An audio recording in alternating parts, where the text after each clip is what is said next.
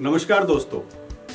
उत्तर प्रदेश विधानसभा चुनाव अपने अंतिम दौर में पहुंच चला है और माना ये भी जाता है कि 4 चरण के बाद यानी 5वें चरण से पहले या 5वें चरण तक लगभग उत्तर प्रदेश में ये तय हो जाता है कि किस दल की सरकार प्रदेश में आएगी।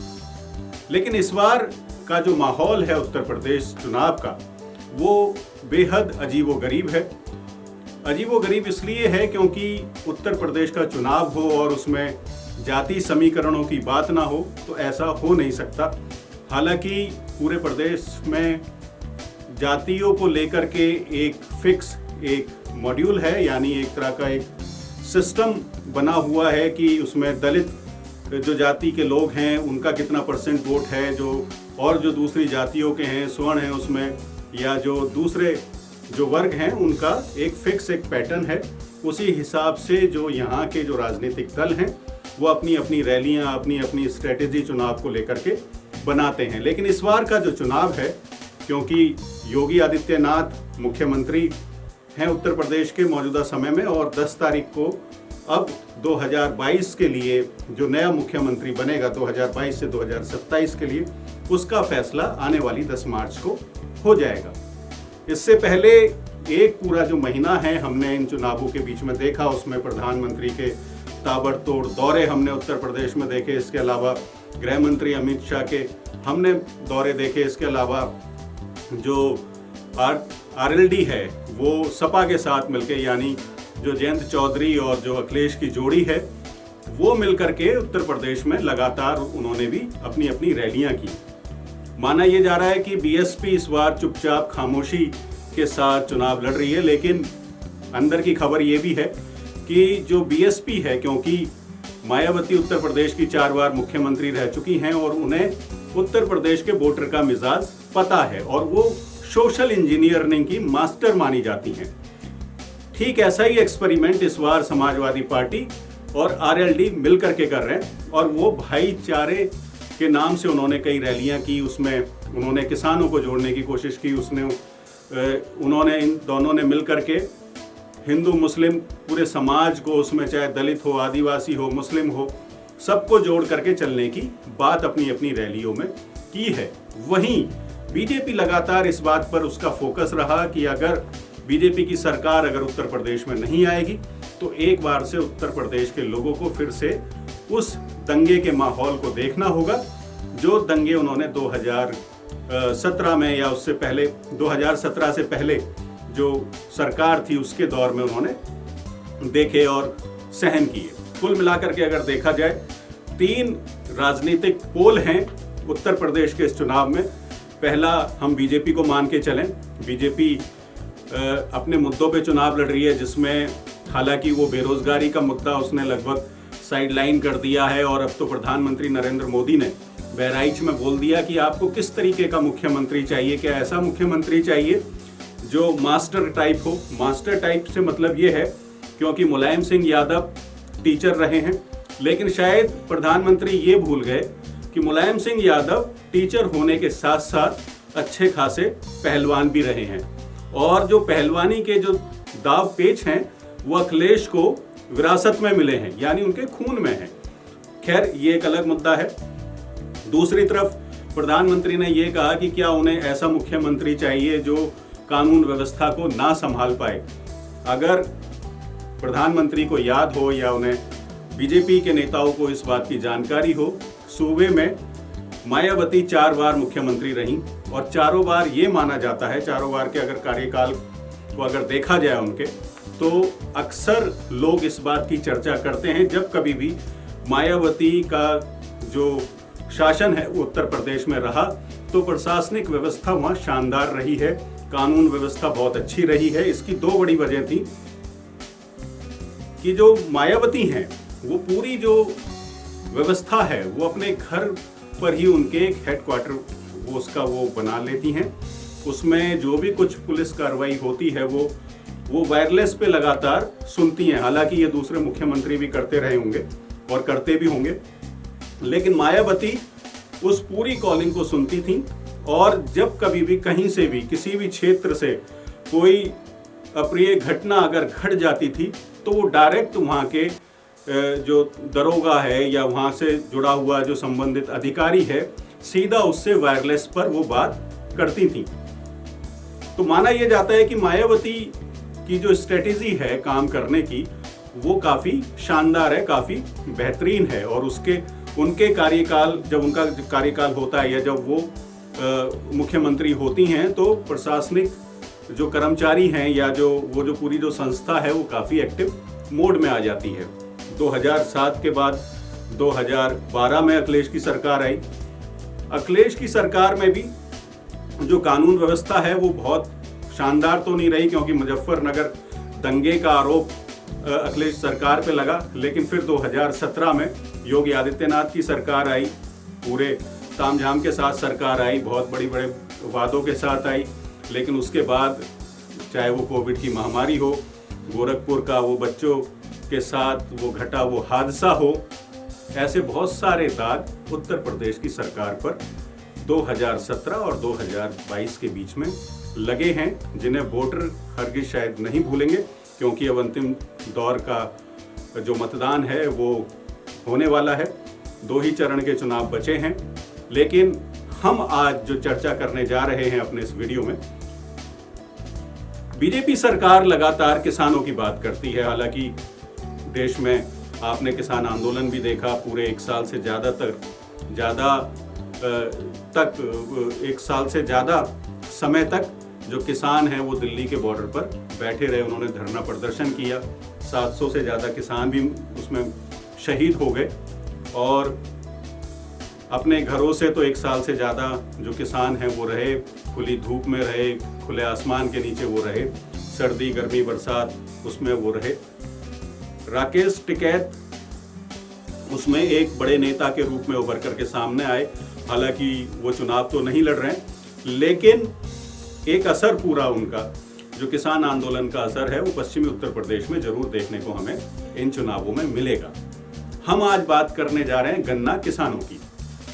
अक्सर ये बात होती है कि जो पश्चिमी उत्तर प्रदेश है वो कैन बेल्ट है, यानी वो गन्ना किसानों की ज़मीन है और यहाँ पर गन्ने की जो खेती है वो काफ़ी बड़ी मात्रा में होती है। योगी सरकार ने लगातार इस बात को कहा है कि उन्होंने गन्ना किसानों का जो भुगतान है वो कर दिया है, जबकि हकीकत ये है कि जिस भुगतान की बात वो जब पहले चरण का जब मतदान हो रहा था तो जब वो कह रहे थे कि उन्होंने भुगतान कर दिया है तो वो सीधा किसानों को नहीं था, वो मिलों का बचा हुआ बकाया था जो सरकार ने दिया था। हम अब बात करते हैं पूर्वांचल में भी ये माना जाता है कि पूर्वांचल भी एक तरह से गन्ना बेल्ट है और यहाँ भी जो है वो कैश क्रॉप के रूप में गन्ने को उगाया जाता है। मैं आपको एक रिपोर्ट पढ़ के सुनाता हूँ जिससे आपको ये अंदाजा हो जाएगा कि गन्ना किसानों की पूर्वांचल में हालत क्या है और बीजेपी ने पिछले 5 साल में गन्ना किसानों के लिए पूर्वांचल में क्या क्या किया है। हालांकि पूर्वांचल के लिए बहुत सारी योजनाएं प्रधानमंत्री ने वहाँ लागू की हैं। पूर्वांचल एक्सप्रेस बना है, योगी आदित्यनाथ ने काफ़ी काम करने की बात योगी आदित्यनाथ लगातार करते हैं। लेकिन चलिए, क्योंकि हम गन्ना किसानों की बात कर रहे हैं, पूर्वांचल के गन्ना किसानों की बात कर रहे हैं, तो हम पूर्वांचल में सरकार ने गन्ना किसानों के लिए क्या क्या किया है वो आपको मैं पढ़ के सुनाता हूँ। उत्तर प्रदेश के पूर्वांचल में गोरखपुर से लेकर कुशीनगर, देवरिया, बस्ती का इलाका गन्ने की खेती के लिए जाना जाता है। गोरखपुर और बस्ती मंडल के कुल 7 जिलों में कभी 28 चीनी मिलें हुआ करती थीं, लेकिन आज 16 मिलें बंद हैं। लोगों को उम्मीद थी कि डबल इंजन की सरकार पूर्वांचल की बंद चीनी मिलों को शुरू कर इलाके में खुशहाली लाएगी, लेकिन अभी तक ये संभव नहीं हो पाया है। अपने चुनावी भाषणों में गन्ना किसानों के लिए अभूतपूर्व कार्य करने का दावा करने वाले प्रधानमंत्री नरेंद्र मोदी और मुख्यमंत्री योगी आदित्यनाथ पूर्वांचल में गन्ने की खेती पर गहराते संकट से या तो अनजान हैं या सब कुछ जानते हुए भी चुप हैं। पिछले 2 सालों में भारी वर्षा और रेड रॉट नाम की एक बीमारी होती है जो आप गन्ने पर देखते हैं कि वो एक तरह की जो लाल कलर की एक पट्टी आप देखते हैं, वो उसमें गन्ने में एक कॉमन एक बीमारी है और किसान इस बीमारी से अच्छे खासे परेशान रहते हैं, क्योंकि वो गन्ने की मिठास को तो कम कर ही देता है, साथ ही साथ गन्ने को पोला भी कर देता है, जिसकी वजह से उसमें उसका वजन भी कम हो जाता है और उसकी जो क्वालिटी है वो डाउन हो जाती है और गन्ना खराब भी हो जाता है। तो बहुत नुकसान हुआ है, लेकिन केंद्र और यूपी सरकार ने गन्ना किसानों को 1 पैसे की मदद नहीं की है। गन्ना किसानों द्वारा राहत की मांग को भी अनसुना कर दिया गया। पूर्वांचल के गन्ना किसान बंद चीनी मिलों और गन्ना मूल्य के बकाये की समस्या से पहले से ही जूझ रहे थे। भारी बारिश, जल जमाव और रोग ने पूर्वांचल की गन्ने की खेती का संकट गहरा दिया है, जिससे उबरना अगले 2-3 सालों तक आसान नहीं होने वाला है। पूर्वांचल में सबसे अधिक बोई जाने वाली गन्ने की प्रजाति को 0238 को 238 रेड रॉट रोग का शिकार वो हो गई थी और अब इस वाले जो गन्ने को खेती से हटाया जा रहा है, लेकिन इसके विकल्प के रूप में दूसरी प्रजातियों के बीज पर्याप्त मात्रा में अभी तक किसानों को नहीं मिले हैं। गन्ने की प्रजाति है 0238 है इसका नाम, जिसे को 0238 भी कहा जाता है, जिसमें रेड रॉट की नाम की बीमारी अक्सर हो जाती है। तो इस बीज को हटाए जाने की बात किसान लगातार कर रहे थे। सरकार ने भी कहा कि इस बीज को हटा दीजिए और उसके वैकल्पिक रूप के लिए वो दूसरा विकल्प दिया गया, उन्हें दूसरा बीज देने की बात की गई, लेकिन वो बीज अभी तक नहीं मिला है। इस संकट का सीधा प्रभाव गन्ना क्षेत्रफल और उपज में कमी के रूप में देखा जा रहा है, जिसमें किसानों की आय तो प्रभावित हो ही रही है, चीनी मिलों को भी नुकसान होना शुरू हो गया है। अब ये जान लेते हैं कि केन बाउल इलाके में बंद चीनी मिलों की हालत क्या है। गोरखपुर से लेकर कुशीनगर, देवरिया, बस्ती का इलाका गन्ने की खेती के लिए जाना जाता है। गन्ने की खेती के कारण इस इलाके को चीनी का कटोरा यानी केन बाउल और पूर्वांचल का क्यूआ भी कहा जाता है। गोरखपुर और बस्ती मंडल में 7 जिले आते हैं। इन 7 जिलों में सिद्धार्थनगर जिले को छोड़कर कभी 28 चीनी मिलें हुआ करती थी, लेकिन आज 16 चीनी मिलें बंद हैं। कुशीनगर जिला तो प्रदेश के इकलौते जिले में है जहां 10 चीनी मिलें हैं, लेकिन आज उनमें 5 बंद हैं। इसी तरह देवरिया में 5 में से 4 चीनी मिलें बंद हैं। गोरखपुर में 3 में से 2 चीनी मिलें बंद हैं। महाराजगंज जिले में 4 में से 2 चीनी मिलें बंद हैं। संत कबीर नगर जिले में 1 चीनी मिल थी, लेकिन वह भी बंद है। बस्ती में 5 चीनी मिलों में से 2 बंद हैं। तो ये तो चीनी मिलों का हाल है, जिसे हम पूर्वांचल का जो क्यूबा कहते हैं और चीनी का कटोरा कहते हैं, उसमें चीनी मिलों का ये हाल है। 2014 के लोकसभा चुनाव में प्रचार के दौरान प्रधानमंत्री नरेंद्र मोदी ने कुशीनगर जिले के पडरौना में अपनी जनसभा में पूर्वांचल की बंद चीनी मिलों का उल्लेख करते हुए पडरौना चीनी मिल को चलाने का वादा किया था। साल 2017 के विधानसभा चुनाव में गृह मंत्री अमित शाह ने गोरखपुर जिले के चोरी चोरा की जनसभा में सालों से बंद सरैया चीनी मिल को चलाने का वादा किया था। इसी तरह यूपी में भारतीय जनता पार्टी की सरकार बनने के बाद मुख्यमंत्री योगी आदित्यनाथ ने गोरखपुर की बंद धुरियापार चीनी मिल के स्थान पर एथेनॉल प्लांट लगाने का वादा किया था। ये तीनों वादे आज तक पूरे नहीं हुए हैं। चुनाव लगभग खत्म हो चला है और वादे अभी तक पूरे नहीं हुए हैं। इसके अलावा एक बड़ा वादा जो किया था, 14 दिनों में गन्ना मूल्य का भुगतान का जो वादा किया था, वो वादा ही रह गया। गन्ना और चीनी मिलों के संबंध में भाजपा ने अपने संकल्प पत्र में कई वादे किए थे। सबसे बड़ा वादा ये किया था कि 14 दिनों में गन्ना मूल्य का भुगतान सुनिश्चित करेगी, लेकिन योगी सरकार आज भी अपना ये वादा पूरा नहीं कर सकी है। शुगर केन कंट्रोल ऑर्डर 1966 में स्पष्ट प्रावधान किया गया है कि चीनी मिलें किसान को गन्ना आपूर्ति के 14 दिन के अंदर भुगतान कर देंगी। यदि वे ऐसा नहीं करती हैं तो उन्हें बकाया गन्ना मूल्य पर 15% वार्षिक ब्याज देना होगा, लेकिन सरकार अपने इस नियम का पालन ना तो निजी चीनी मिलों से करवा पा रही है, ना उसकी खुद की चीनी मिलें इसका पालन कर रही है। एक बहुत बड़ा ये कानून है, शुगर केन कंट्रोल ऑर्डर है 1966 का, जिसमें साफ रूप से लिखा गया है कि अगर किसान चीनी मिलों को गन्ना दे देता है अपना, तो उसका 14 दिन में भुगतान हो जाना चाहिए। अगर भुगतान नहीं होता तो उस भुगतान पर उसे 15वें दिन से ब्याज मिलनी चाहिए। दूर की कौड़ी, अभी तक तो देश में ये लागू उत्तर प्रदेश में तो कम से कम नहीं हुई। दूसरे राज्यों की मुझे इतनी जानकारी अभी हाल फिलहाल है नहीं। तो इस तरीके से गन्ना किसानों का हाल ये पूर्वांचल में है।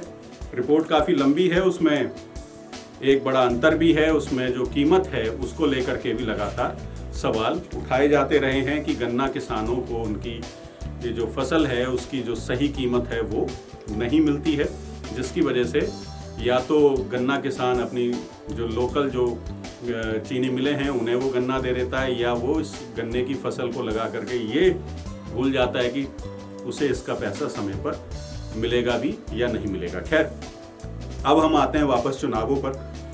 तो कुल मिलाकर के अगर देखा जाए जो मौजूदा सरकार है वो किसानों की कितनी बड़ी हितैषी है, इस रिपोर्ट को सुनने और समझने के बाद इसकी तो जानकारी आपको लगी गई होगी। लेकिन मौजूदा समय में अगर हम उत्तर प्रदेश की बात करें, उसके चुनावों की बात करें, तो हम बात कर रहे थे कि इन चुनावों में वो कौन से 3 ध्रुव हैं जिन पर लोगों की नज़र बनी हुई है। तो पहला जो ध्रुव है, अगर पोल है वो बीजेपी है, क्योंकि केंद्र में भी बीजेपी की सरकार है और उत्तर प्रदेश में भी अभी तक बीजेपी की सरकार है, वहाँ के मुख्यमंत्री योगी आदित्यनाथ हैं। दूसरा एक ध्रुव जो उभर करके आया है वो अखिलेश और जयंत चौधरी का, यानी सपा और आरएलडी का जो गठजोड़ है वो मिलकर के दूसरे ध्रुव के रूप में हमारे सामने आया है। और हैरानी की बात यह है कि अगर हम देखें तो अगर हम अब से 3 साल पहले अगर हम बात करें, यानी 2020 तक की भी अगर हम बात करें, तो उत्तर प्रदेश में हमें किसी तरीके का दूसरा विकल्प नहीं दिखाई दे रहा था और ये माना जा रहा था कि बीजेपी के सामने कोई चुनौती है ही नहीं। अचानक माहौल बदला, किसान आंदोलन आया। किसान आंदोलन आने के साथ साथ उत्तर प्रदेश के हालातों में बदलाव आया। जो योजनाएं हैं वो योजनाएं रहीं, या तो वो पहले की सरकार की थी, उनका डबल फीता काटा गया और धीरे धीरे एक अखिलेश को बगैर मेहनत किए हुए, कहना गलत नहीं होगा क्योंकि अखिलेश यादव को भी शायद इस बात की जानकारी नहीं होगी कि उन्हें इन चुनावों में इतना बड़ा जो समर्थन है वो आम जनता का मिलेगा, क्योंकि लगातार जिस तरीके से उनकी रैली में भीड़ देखी जा रही है। हालांकि कहा यह भी जाता है कि जो रैली में जो भीड़ आती है वो सिर्फ नेताओं को और उनकी गाड़ियों को देखने के लिए जाती है। ये बात बहुत हद तक सही भी है, क्योंकि रिपोर्टिंग करने के दौरान पिछले, अगर मैं अपने ही अगर एक्सपीरियंस की बात करूं, तो जिन किसी भी रैलियों में मैं गया, चाहे वो समाजवादी पार्टी की रैलियां हों, चाहे बहुजन समाज पार्टी की रैलियां हों, चाहे वो बीजेपी या कांग्रेस की रैलियां हों, तो उसमें ज़्यादातर लोग जो हैं या तो आलू पूड़ी की सब्जी खाने जाते हैं या वो नेताओं को देखने जाते हैं। नेताओं को इसलिए देखने जाते हैं क्योंकि गाँव के लोग हैं, अभी भी शहर से ज़्यादा गाँव में हमारी आबादी रहती है देश की, तो वो ये देखने जाते हैं कि हेलीकॉप्टर कैसे उतरता है, हेलीकॉप्टर कैसा दिखता है, और उससे नेता उतरता है तो कैसा वो दिखता होगा, क्योंकि उसे वो टेलीविज़न पे देखते हैं या वो अपने आजकल फ़ोन्स वगैरह पर देखते हैं, तो उसे वो आमने सामने से देखना चाहते हैं। समर्थकों की बात अलग है, वो तो सभी पार्टी के सभी दलों के अलग अलग जगह अलग अलग तरीके से बिहेव करते हैं। कुल मिलाकर के हम ये बात कर रहे थे कि जो रैलियों में जो भीड़ होती है वो ज़्यादातर उन लोगों की भीड़ होती है जो या तो उनके जो रथ हैं, जो आजकल उन्हें वो रथ बोलते हैं, हालांकि वो वॉल्वो बस होती है और उसको वो एक तरह से रथ की शक्ल दे देते हैं, उसमें वो तामझाम पूरा लगा रहता है।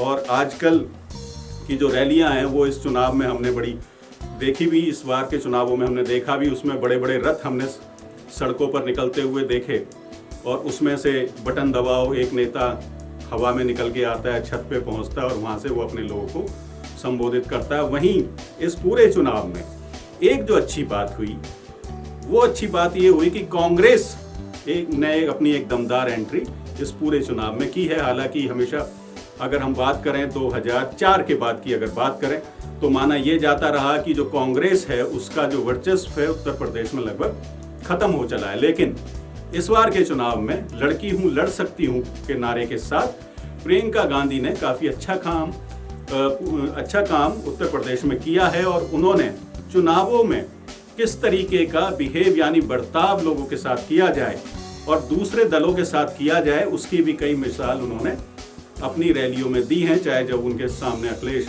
यादव आए तो उन्होंने अभिवादन स्वीकार किया और उन्हें पलट के अभिवादन भी किया। इसी के साथ उन्होंने जब बीजेपी के लोगों से उनका मुकाबला हुआ तो उनसे भी उन्होंने हाथ मिलाया और उन्हें फूल मालाएं उन्होंने दी।